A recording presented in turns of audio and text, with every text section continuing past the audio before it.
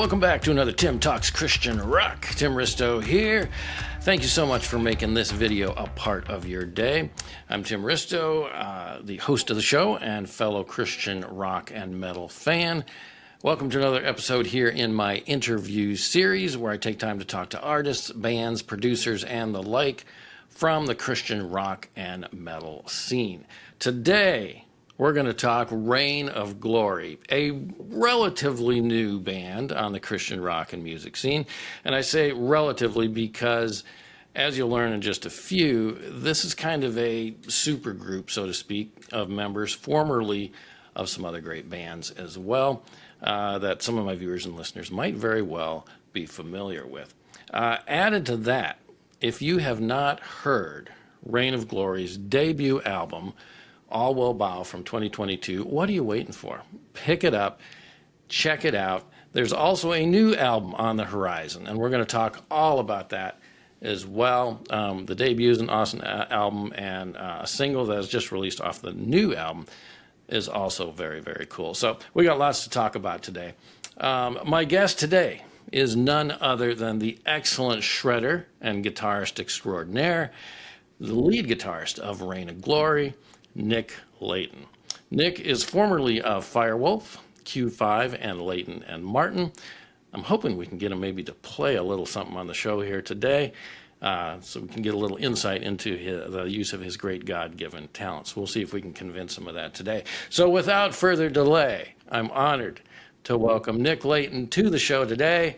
Hey, Nick, welcome to the show. How's it going, Tim? My honor to be here. Excited to talk music and God and whatever else you want to talk about. Absolutely, man. I'm excited too. This is awesome. You know, I've gotten to know Reign of Glory obviously a little bit more recently here, and I'm just loving it. As I mentioned before we started recording here, I've really been listening a lot, of course, to Rise of Aslan, which I think is just a fantastic track off of the debut album that y'all have. So good stuff there.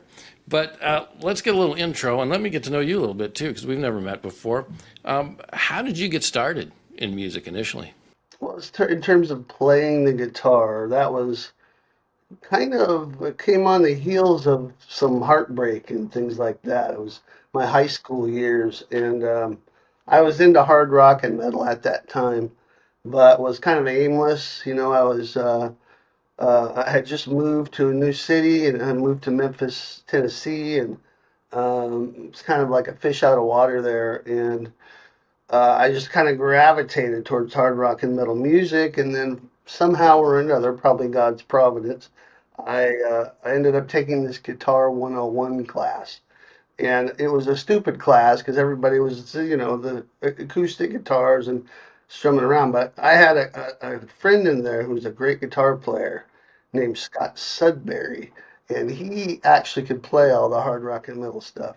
So he started showing me some riffs, like simple stuff, because I was just kind of getting my hands around it,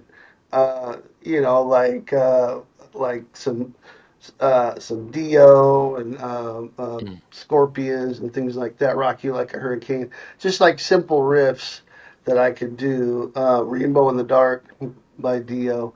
And so I started playing that, and I was thinking, this sounds pretty cool, but what if it was on an electric guitar? So I convinced it wasn't too long after that where it was really kind of a dark time in my life. I mean, I was only 16 or 17, but so I started getting into alcohol and raiding my dad's liquor cabinet and going to school half drunk, and it was just really a painful time. But the music and the guitar is kind of what saved me there. And of course, I believe God was behind all that. Um, but I dropped out of high school in 11th grade. Just had no. I mean, I could have done the work. I just had no. I had no inspiration to do it. I wanted to. At that time, I had got a guitar and started playing like a madman. I took to it immediately, and I was locked in my room just playing. Much to my parents' chagrin, just playing music all day for 8 or 10 hours and just not even really knowing what I'm doing, to teaching myself how to play. Yeah. But that was sort of how it all. I have to say, growing up in the late '80s, was the perfect time for me to learn guitar because there was so much inspiration there. And Yeah. I was just thinking about this. If I had grown up like in the 90s when grunge was big, Right. I don't think it would have been the same because there was so much fun and excitement and magic about the 80s kind of guitar and bands. And for me, not, if you like grunge, nothing against that, but it was just darker and there was no more guitar solos. I mean, Yeah. Right. Right. the guitar solo. So I grew up at the perfect time. I think God knew all that, and it was part of the plan, and that's really how I got started playing. That's very cool. Well, growing up in the 80s, yeah, you're absolutely right. So many great musical influences from that decade alone. I mean, some started in the 70s, but really got big in the 80s. I mean, like AC/DC, which I hear some AC/DC in y'all's music. Definitely some influences there. But tell me, who were some of those that were most influential for you, either mainstream or if you were into Christian rock then too? Who were some of those most influential for you and your sound? Probably like a lot of guys my age, the first one that hit me was Kiss. Oh yeah. Just the look, it was like that was enough for me. But then I got the first album, and I just remember Strutter and Firehouse and all Hmm. those classic songs on there. Grabbed me. I remember that's before I played. This was probably 3 or 4 years before I even started playing. Yeah. But that's kind of when the tables started turning from Michael Jackson and Thriller towards hard rock and metal. Yeah. And my second one album that was big for me was the Scorpions Blackout. And Oh, again, that cover on I don't know if you remember that cover on I do. with the guy Yeah. sticking out of his head. That was just and such great songs. And the thing that I gravitated to was mainly the songs that had really good melodies and hooks. And so then it was Pyromania, Def Leppard, Hmm. and then it was Rat Out of the Cellar. And Yeah. so those kind of set the table. Dokken, Yeah. Under Lock and Key, Tooth and Nail, those kind of albums really sort of set me up to sort of just start learning all that music when I did start playing. And then, became more intense with the guitar stuff, like with Yngwie Malmsteen, Right. uh, First Rising Force record, and Vinnie Moore and Eric Johnson. Guys like that really influenced me to keep pushing the envelope with the guitar. Yeah. Oh, that's awesome.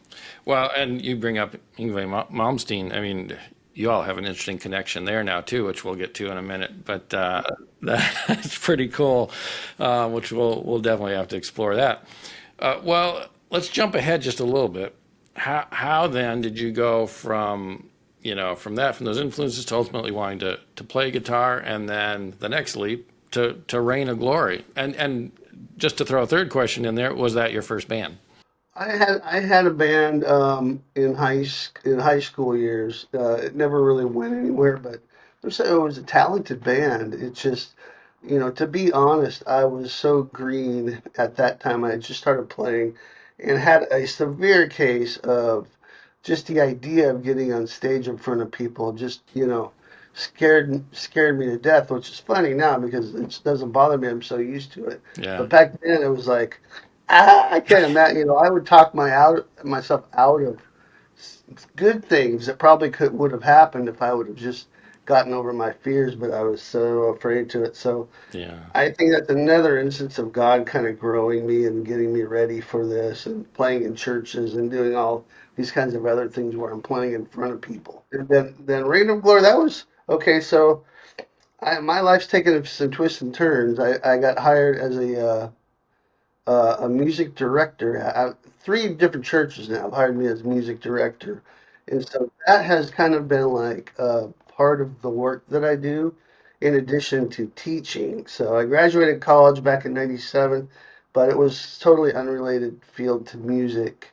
I always tell the story. I was sitting in anatomy and physiology class, should have been studying really hard. I mean, there was a cadaver right in front of me that I was supposed to be, looking at, and all I could think about was, man, I got to get home and play that Randy Rhoads solo on my guitar. That might be a sign. There you go. There's your That might sign be a from God sign. right there. It was just like I couldn't get away from it. My passion was music, and so I kind of left all that in the dust, the college stuff, and Yeah. God had provided a way for me to get in, make some money, at being on staff at churches and also teaching part time.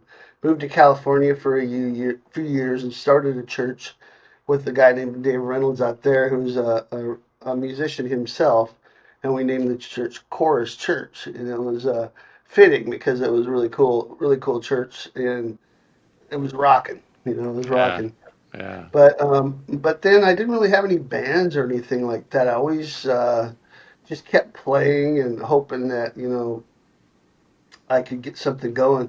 But finally decided, you know what, I'm gonna just record an album myself. I'm gonna record an instrumental rock album. So I did in 2008 called Storming the Castle, and it's kind of like Joe Satriani meets Ingrid Malmsteen, kind of stuff like that. Nice. Had a couple vocal tracks on it too, but that was the beginning. And then from there, in 2011, we formed a band called Firewolf, and that had a singer named David Feefold in there, and he had been around a bit and played with some fairly big names. But we started that band, and Jay Shellen, actually, who's now the drummer for Yes, he's a touring drummer for Yes. Wow. He was in the band for a while, although we never did get the chance to play out. But we recorded two albums in 2011, 2014. Yeah. Some of the guys moved on, and we had a different band that did another album in 2018, I think. Okay. And so three Firewolf albums in there. Yeah. Nice. None of those were specifically Christian bands, Yeah. although there's nothing on those that I would be ashamed of in any way. Right. I was always made sure to surround myself with good people and people that that we could agree with and stuff. And so the lyrics were always sort of, you know, about heavy metal or just about life in general. So Reign of Glory actually came about when I decided to do a hymns album called Roxology. Oh yeah. That was instrumental, sort of like Trans-Siberian Orchestra-ish, instrumental type rock stuff. Got asked to do a rockin' hymn for a friend of mine who did podcasts. He wanted it to be part of his podcast.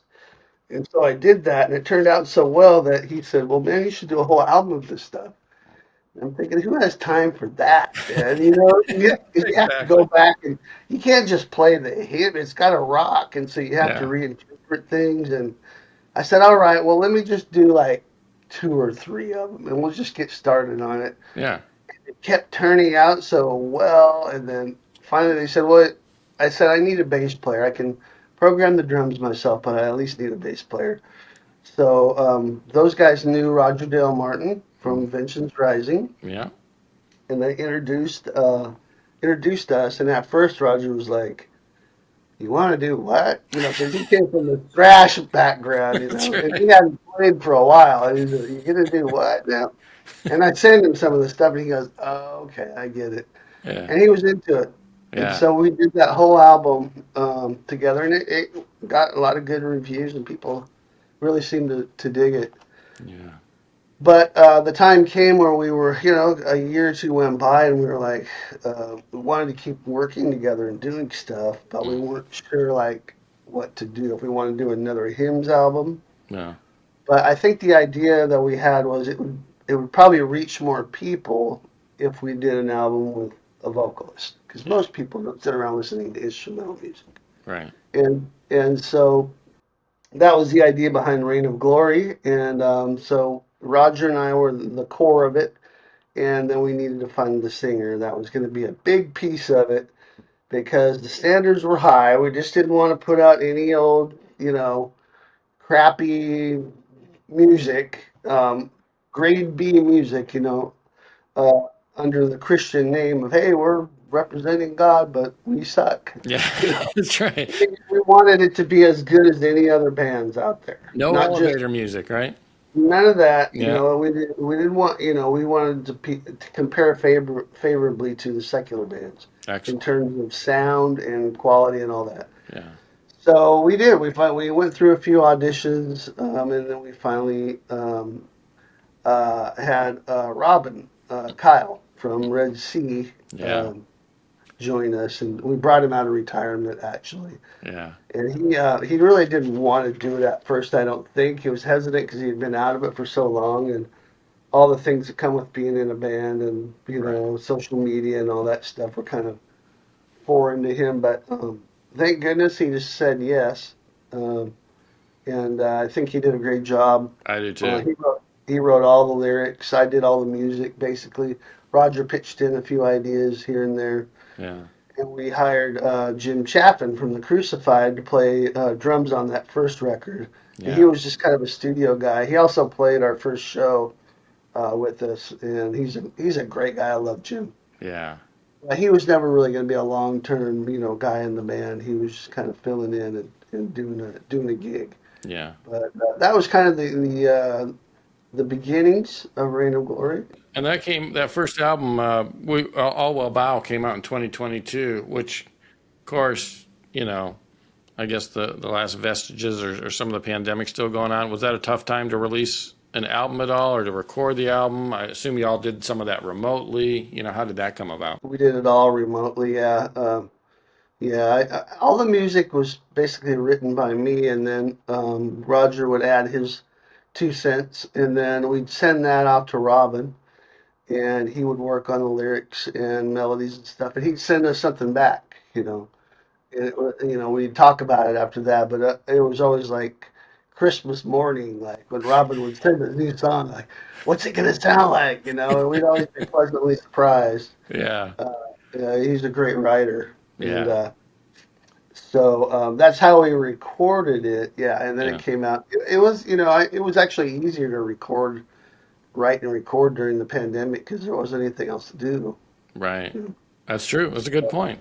Good Yeah, point. but putting it out, I don't know. People, I don't know. We were just excited about it. We were kind of getting past it at that point. Yeah, Summer of 2022. I can't remember when all that sort of died down, but it was yeah, somewhere around kind of there. right. Yeah. Yeah, And that cover art is so great too. How'd you come up with that? that was a Scott Waters thing. Ah, yes. Yes, people want to know Scott Waters. He works with Roxx Records, which produces all kinds of great Christian hard rock and metal. And I can't remember the name of his website. Maybe you know. No Life Till Metal. That's it. Yeah. Yeah, great. I think it's also he does science bands and things like that. But Okay. it's great for like metal reviews and all that. Anyways, he's also a great artist. Puts together all the artwork and inlays and everything uh, for the bands. And so we that actually was an illustration by someone else Hmm.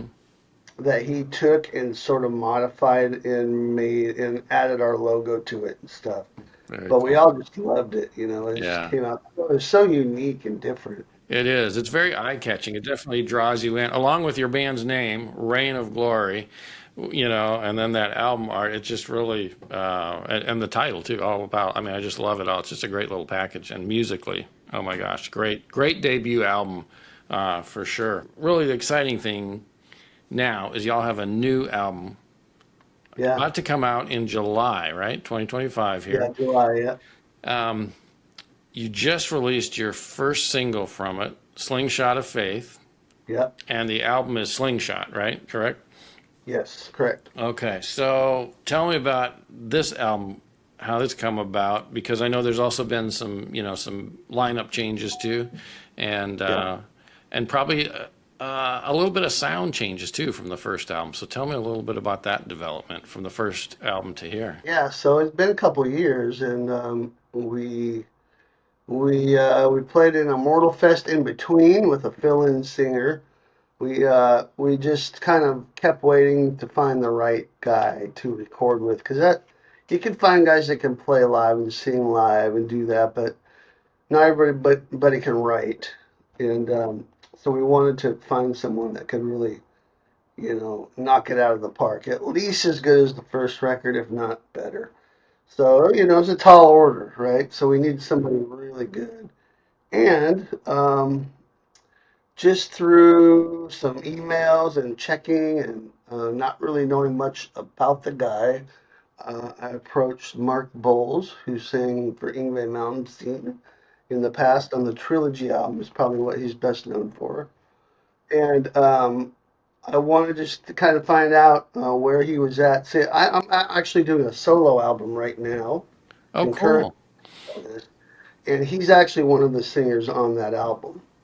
So we Nice. had a connection already, but I didn't know where he was at in his faith or anything like that. And obviously, with Reign of Glory, we needed someone that was a Christian Yeah. and hopefully was living like a Christian and all that kind of stuff. Right. So we started talking, and it became clear to me that this is a guy who is definitely a Christian and was interested in doing an album like this and had never done this before. Yeah. First time actually doing a Christian type album. And so, a couple emails back and forth. Finally, we agreed to work on it, and I started sending him musical ideas. And I remember he was on it. He's always playing, like he's always getting hired to do gigs, and it seems like every time, every other day, he's like in the Bahamas or on one of those cruises, doing those metal cruises or whatever. And so Right. he'd send me a picture. He's in the pool in the Bahamas. Yeah, I'm working on some new songs. It's a hard life. Yeah, you got to just rubbing it in too. Yeah, but the songs that we got, the first couple was like, wow, wow. I mean, Yeah. this guy can sing. And we got 10 tracks on the new album, and every song to me is excellent. And you can really hear Mark's heart on some of the songs are very personal. Like there's a song called Higher Ground, which will probably be the next single. It's very personal and kind of emotional kind of stuff. And then there's things like Slingshot, which is the story of David and Goliath, Yeah. Slingshot of Faith. Yeah. So there's biblical stories. We have a song called Shout that's kind of about the walls coming down. That whole Jericho. story, Yeah. Jericho, Yeah. and it's a combination of personal stuff and biblical stuff, and I think people are going to really dig it. Yeah, that's awesome. I love the single. It sounds really good. I don't know. I think I hear a little Striper influence in there yet too. I love y'all's sound, but it's really good. Yeah, the vocals sound great. The music sounds great. The lyrics sound great. How do you all strive? I mean, obviously, some of these are, as you mentioned, biblical kind of based stories, but how do you really strive to keep your faith, as you put these albums together and as a band to, especially remotely too? I know that's sometimes hard as a band to kind of cohesively do.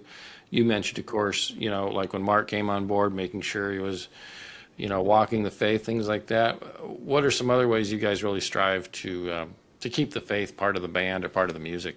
Well, that was the mission from the get-go, was the band's going to be about glorifying God, period. That's the number one goal. Whatever we do, that's the goal of everything about this particular band.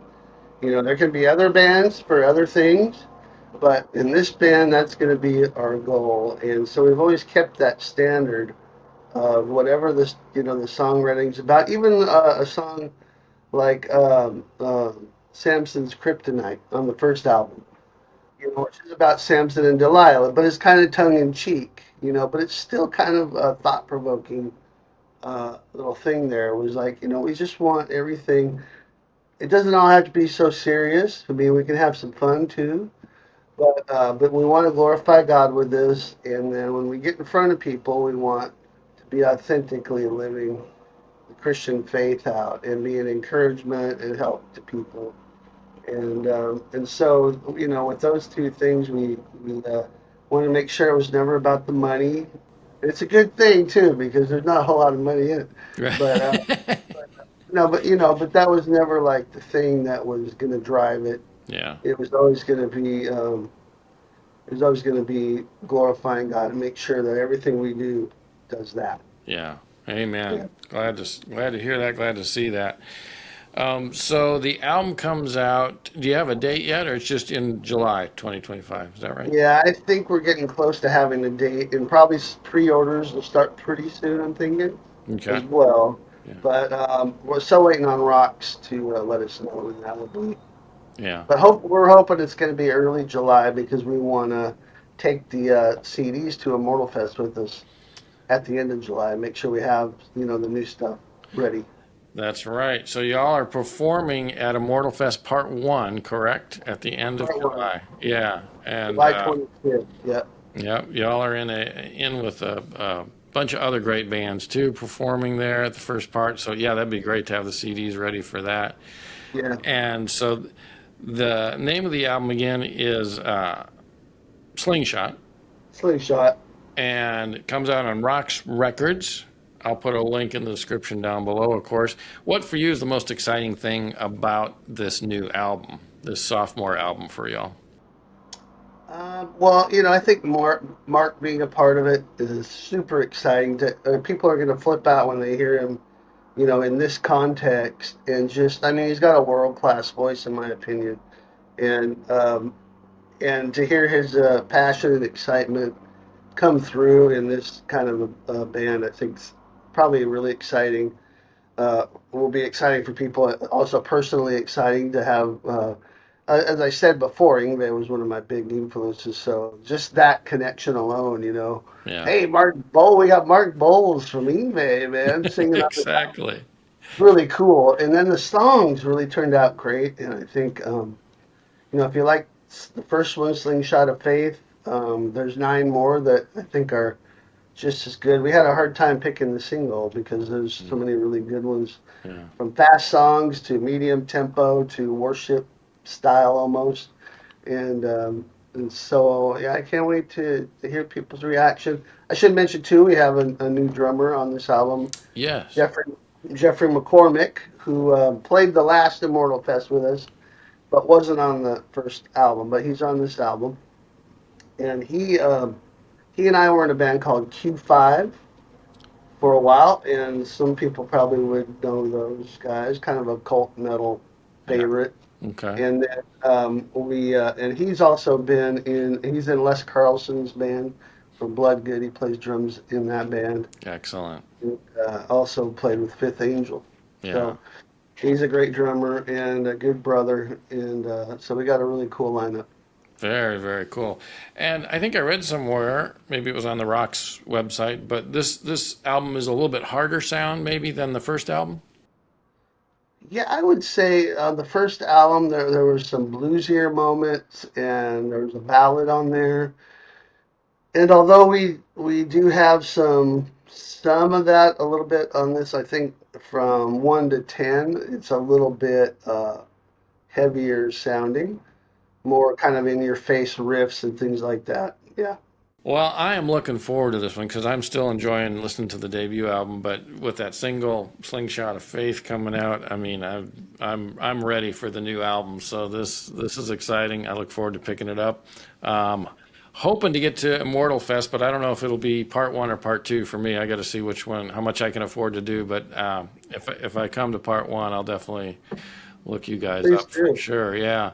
Well, Yeah. listen, is there any chance we can get you to play a little something, do a little shredding here today on the show? I would love to hear a little something from your guitar here, if you could. How about if I play a little bit of the single? Yeah. Oh, that'd be Play awesome. a little.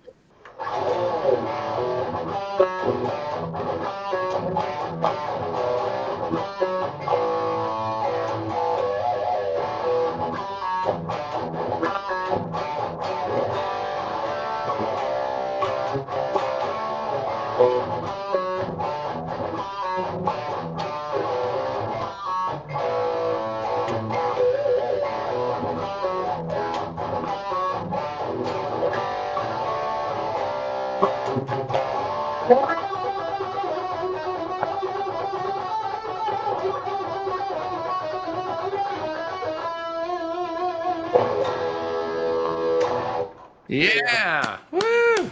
Love it. Fantastic, man. Now, Thanks. So how did you write that? Like, were you inspired in any way by that? How did that kind of riff come about? I mean, I think I just had this first little bit here, and then I started putting it together. Well, what could come after that?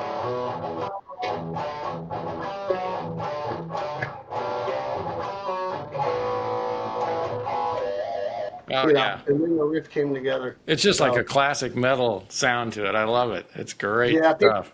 people say it reminds them of Striper, and other Yeah, people say Scorpions. yeah, I hear all of that. I'm sure it's all in there. I don't try to hide my influences. yeah. They're on my sleeve. I don't have any sleeves, but if I did, they'd be on there. That's awesome, Nick. Well, thanks so much for playing that. I love that. Loved hearing that. Looking forward to the new album. Is there anything else you want to tell us about the future of Reign of Glory or what you got coming up yet? I've got a solo album coming out, which I can't really talk about too much, but it's on a German label, and it's got a bunch of great singers on it, including Mark Bowles and some other people I can't quite talk about yet. More information about that coming. That should be out in early 26. And if there are any guitar players out there looking for lessons and stuff, you can find me over on my YouTube channel, Nick Layton, youtube.com/Nick Layton Guitar, patreon.com/Nick Layton Guitar for more in-depth stuff, and then I've got a website called 80smetalguitarlessons.com, which you can get in touch with me there and find out all about my courses and stuff like that. Fantastic. And I will put all those links in the description and up on screen here as well too. So anybody looking to connect on any one of those fronts with Nick, I'll make sure have access to that in the description of this video as well too. So hey Nick, thanks so much for taking time to do this today. Sure good chatting with you about Reign of Glory, about your music, new album, your solo stuff, or other stuff outside of that as well too. And definitely want to encourage my viewers and listeners, pick up Reign of Glory, either the debut album and certainly get the new album coming out in July from Roxx Records. If anybody can make it to Immortal Fest, definitely go and support this band. I understand they're streaming Immortal Fest too. Is that Yeah, correct? they're doing that this year. Yeah, so if you can't make it, there will be a stream available to Yeah, do so that. that's another Yeah, alternative, I guess. But I would certainly encourage anybody to obviously go in person. I think it's the best way, of course, a to great see the time. bands. Great But time. yeah, hey, Yeah. thanks, Nick, so much. Appreciate you being on the show Yeah. today. Thank you, Tim. Had a blast talking music and talking God and all that stuff. Yeah. Hopefully we can do it again sometime. Definitely. I would love it. We'll have you back anytime. And if we can get the rest of the bandmates on sometime in the future, that'd be great too. So, Cool. We'll do it, man. all right. God bless. Together. Talk to you later.